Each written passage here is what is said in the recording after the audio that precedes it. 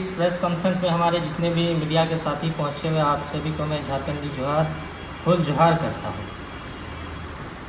एक बात कहना चाहूँगा कि जब जब जुल्म करेगा सत्ता के गलियारों से, चप्पा चप्पा गूंज उठेगा हुल जोहार और जय झारखंड के नारों से।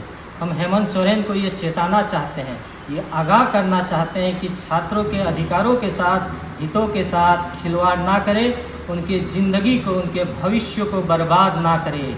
हेमंत सोरेन, हम आपको एक चेतावनी, एक अंतिम चेतावनी देना चाहते हैं कि छात्र अभी मरण या जीने की स्थिति में आ गए हैं। आपका जिस प्रकार से कार्यशैली है, जिस प्रकार से आपका रवैया है, ये कहीं भी छात्र हित में नहीं है।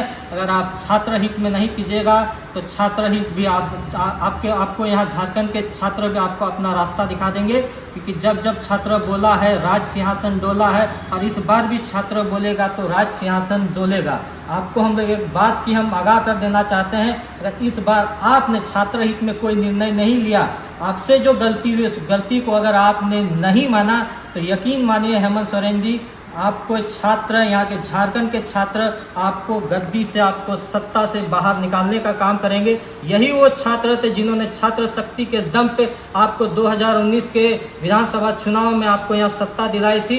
ये वायदा आपने किया था कि मैं छात्र हित में निर्णय लूँगा, लेकिन आपका सारा बात वादा खिलाफी निकला, झूठा निकला, फरेब निकला। हेमंत सोरेन, एक बार अंतिम आपसे आग्रह है, एक विनम्र आग्रह है कि अब भी समय है, समय रहते सचेत हो जाए, या अन्यथा आने वाला समय आपके लिए कहीं से भी उचित नहीं होगा। इस बार हम लोग बहुत एक उम्मीद और एक आस लगाए बैठे थे कि इस बार 8 साल बाद सीजीएल की परीक्षा हो रही है। जनवरी में आप लोगों ने देखा, जनवरी 2024 में सीजीएल परीक्षा आयोजित की गई थी। छात्र ना जाने कितने संघर्ष, पीड़ा, कम साधन संसाधन की कमी होने के बावजूद फिर भी अपनी परीक्षाओं की तैयारी करते हैं, ये आस में कि वो अपने परिवारों की स्थिति सुधर पाए, वो अपने झारखंड राज्य की स्थिति को सुधर पाए। लेकिन जनवरी में जिस प्रकार से पेपर लीक हुई, भ्रष्टाचार हुए, उस पेपर लीक भ्रष्टाचार को पूरे देश ने देखा, पूरे राज्य ने देखा, और कहीं ना कहीं यहाँ की आयोग, जेएसएससी के आयोग पर, आपकी सरकार पर थू-थू हुई। हमें एक उम्मीद और एक आशा थी कि आप उस गलती से कुछ सीख लेंगे, कुछ सबक लेंगे, और इस बार जो 21 और 22 सितंबर सीजीएल की परीक्षा जो हुई थी उसमें किसी प्रकार की गलती नहीं होगी। लेकिन इस बार भी आपने वही बात को दोहराया, वही गलती को दोहराया। बार बार यहाँ पर छात्रों हितों के साथ कहीं ना कहीं धोखाधड़ी होने का काम हो रहा है, अन्याय होने का काम हो रहा है। हेमंत सोरेन जी, मैं बार बार आपसे, आदिवासी क्रांति सेना आपसे ये अपील करना चाहती है कि कल उन्होंने झारखंड बंदी का आह्वान किया है, वो इसलिए किया है क्योंकि आप अपने बातों पे कभी खरा नहीं उतर पाए, आप अपने वादों पे खरा नहीं उतर पाए। आपने तमाम ऐसी वादे किए थे सत्ता में आने से पहले। आपने कहा था कि मैं 5 लाख सरकारी नौकरी सालाना दूंगा, नहीं देने के एवज में मैं ग्रेजुएट को 5 लाख रुपया और पोस्ट ग्रेजुएट को, सॉरी माफ कीजिएगा, 5,000 रुपया, और पोस्ट ग्रेजुएट को मैं 7,000 रुपया दूंगा। वो वादा कहाँ चला गया? आज भी ना जाने कितने छात्र यहाँ बेरोजगार बैठे हुए हैं, ना उन्हें यहाँ संविदा में नौकरी मिल रही है, ना उन्हें सरकारी नौकरियों में नौकरी नहीं मिल रही है। वो छात्र कहाँ जाए? छात्र इस देश के भविष्य होते हैं, इस राज्य के भविष्य होते हैं। अगर इन्हीं के भविष्य के साथ खिलवाड़ होगा तो कल ये दिन कहाँ जाएंगे? आज आप मैया सम्मान योजना लाए हैं, बहुत बढ़िया काम किए, इसकी हम लोग सराहना करते हैं।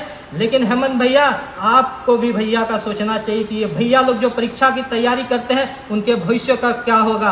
आज आप 1,000 रुपया दे करके मैया लोगों को, दीदी लोगों को, बहनों लोगों को 1,000 रुपया दे करके आप कहीं ना कहीं डैमेज कंट्रोल का काम कर रहे हैं। अगर आप वास्तविक में अगर झारखंड हितैषी रहते, छात्र हितैषी रहते, तो आप सबसे पहले यहाँ के छात्रों का भविष्य के लिए सोचते, क्योंकि अगर वही छात्रों को अगर नौकरी मिलता तो ये मैया सम्मान योजना का 1,000 रुपया नहीं देना पड़ता।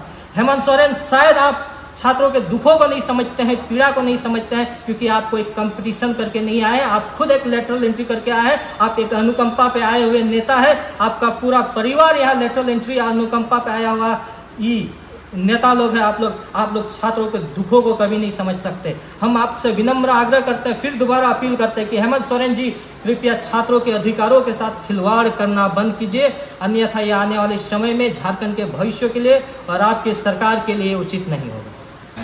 जेएसएससी सीजीएल को लेकर के तमाम छात्रों ने बंदी बुलाया है, इसमें आदिवासी क्रांति सेना का क्या स्टैंड है? कल छात्र समन्वय समिति ने इसका जेएसएससी सीजीएल में जो धांधली हुई है, जो भ्रष्टाचार हुई है, जिस प्रकार से पेपर लीक हुई है, उसको कल बैठक हुई थी।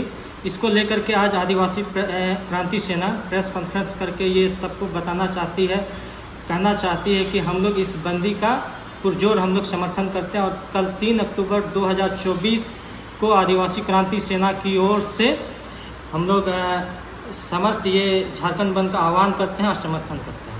पूजा का माहौल है, त्यौहार का माहौल है, ऐसे कल कलश यात्रा कई तरह की यात्राएं निकलती है, कैसे आप लोग बंदी को सफल बनाएंगे? पूजा को देख करके इसको आगे क्यों नहीं बढ़ाएं आप लोग? हम लोग का प्रयास रहेगा कि इस बंदी को ज़्यादा से ज़्यादा बेहतरीन तौर तरीके से इसको संपन्न और अच्छी तरीके से बंदी किया जाए। अगर किसी की अगर कोई ऐसी धार्मिक कोई कलश यात्रा है, पूजा पाठ है, तो उनकी उस धार्मिक पूजा पाठ में किसी प्रकार का विघ्न या समस्या उत्पन्न नहीं की जाएगी। कि क्यों बंदी करना पड़ जाएगा बार बार? आप वर्तमान समय में देख सकते हैं कि छात्र हताश है, निराश है, दुखी है, उनके पास अब कोई विकल्प बचा नहीं है आंदोलन के सिवा, बंदी के सिवा। हम लोग को इस सरकार से बहुत उपेक्षा थी, उम्मीद थी और आशा थी।